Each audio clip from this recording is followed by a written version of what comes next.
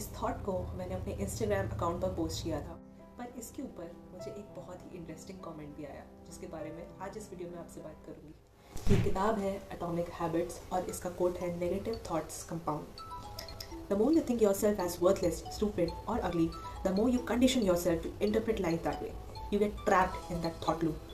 The same is true for how you think for others.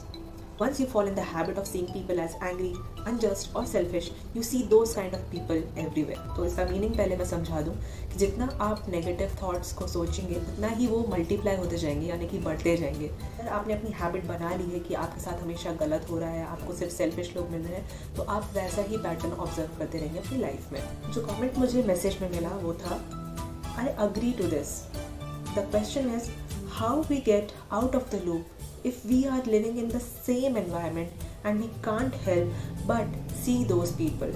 यानी कि हम उस environment से बाहर कैसे आए अगर हम उस घर में रह रहे हैं जहाँ पर ऐसा नेगेटिव environment है या फिर बहुत डिफ़िकल्ट लोग हैं, और हमें उनके साथ तो रहना ही है क्योंकि वो हमारा परिवार है या हमारे फ्रेंड्स या रिलेटिव्स हैं। तो आज के वीडियो में मैं आपसे बात करूँगी smart ways to deal with difficult people in your life.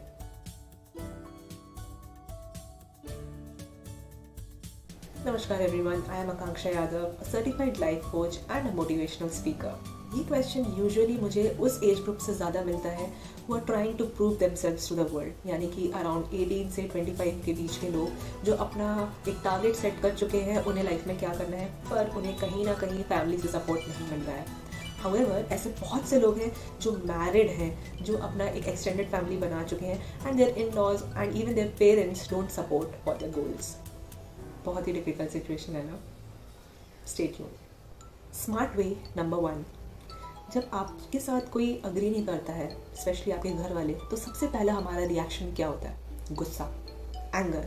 We want to not obey them, not respect them and we want to walk out of that situation, है ना। कभी भी आगे वाले इंसान से एक्सपेक्ट मत कीजिए कि वो अपने थॉट्स चेंज करेगा आपके लिए। The way you act, not react. The way you act will define कि आप सही डायरेक्शन में जा रहे हैं कि नहीं। फर्स्ट कीजिए कि आपको पता है कि जब आप अपनी बात लेट्स से अपने पेरेंट्स से शेयर करेंगे और वो इस बात को अग्री नहीं करेंगे क्योंकि बहुत ज़्यादा रिस्क इन्वॉल्व है, तो आपको मेंटली प्रिपेयर्ड रहना है कि क्या क्या उनके रिएक्शंस आने वाले हैं। और मोस्टली आपको पता ही होगा क्योंकि वो आपके पेरेंट्स हैं, थ्रू आउट आपने लाइफ में वो पैटर्न ऑब्जर्व किया है कि वो गुस्सा करेंगे, चिल्लाएंगे, चीखेंगे। तो आपको अपने माइंड को ट्रेन करना है कि मैं इस सिचुएशन में काम रहूँगी, बहस नहीं करनी है, मुझे उस पर एक्ट करना है, रिएक्ट नहीं करना है। जब आपने अपने मन में ये बात बोल दी है तो जब आप प्रेजेंट में वो सिचुएशन में आएंगे तो आपको गुस्सा नहीं आने वाला है। लिख के ले लीजिए, ठीक है। तो आपने अपने ब्रेन को ट्रेन कर चुका है आपको क्या रिस्पॉन्स देना है, तो आपका फर्स्ट पॉइंट जो है वो सॉर्टेड है।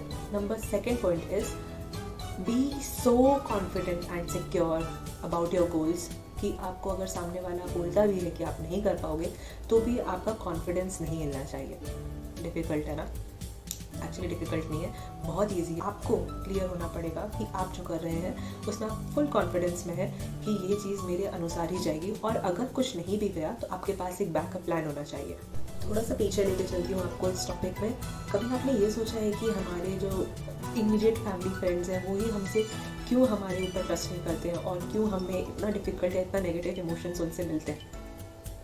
वो इसलिए क्योंकि एक तो उन्होंने आपको पहले कभी ऐसे जोखिम उठाते हुए नहीं देखा है, दूसरी चीज़ वो आपकी बहुत ज़्यादा केयर करते हैं, उन्हें लगता है कि आप अपने कंफर्ट जोन में सेफली जैसे चल रहा है वैसे ही चलने दें, तो वो आपको आपका इकोसिस्टम डिस्टर्ब नहीं करना चाहते हैं। और तीसरी चीज़, वो खुद चेंज नहीं चाहते हैं। जी हाँ, जब वो खुद सामने से चेंज के लिए रेडी नहीं होंगे तो आपका चेंज भी वो एक्सेप्ट नहीं कर पाएंगे।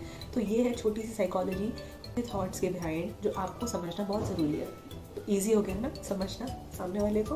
नेक्स्ट पॉइंट जो है वो इस क्वेश्चन का बहुत ही अहम पॉइंट है कि अगर आप अवॉइड ही नहीं कर सकते हैं उस एनवायरनमेंट में रहना, उन लोगों के साथ में आपको रोज़ ही रहना है, उनका रोज़ ही देखना है, तो फिजिकल डिस्टेंसिंग तो पॉसिबल नहीं है, पर इमोशनल डिस्टेंसिंग पॉसिबल है।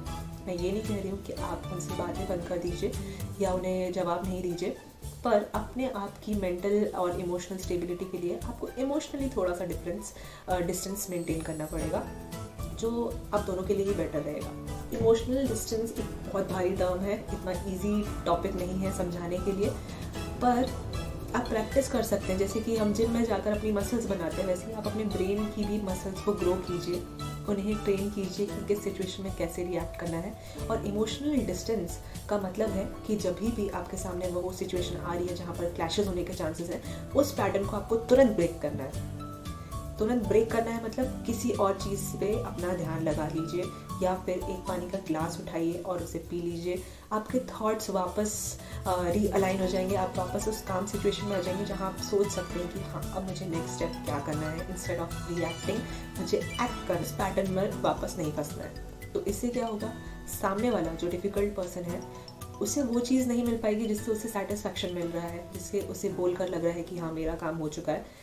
तो मुझे लगता है आप अगर इन पॉइंट्स को अच्छे से फॉलो करेंगे और अपनी एक हैबिट बना लेंगे कि आप नेगेटिव थॉट्स से, नेगेटिव इमोशंस को अपनी ज़िंदगी में उतनी अहमियत नहीं देंगे, तो बहुत सारी चीज़ें आसान हो जाएंगी। कमेंट में बताइए आपको कैसा लगा वीडियो, और ऐसे और वीडियोस देखने हो तो सब्सक्राइब करके जाओ। बाय।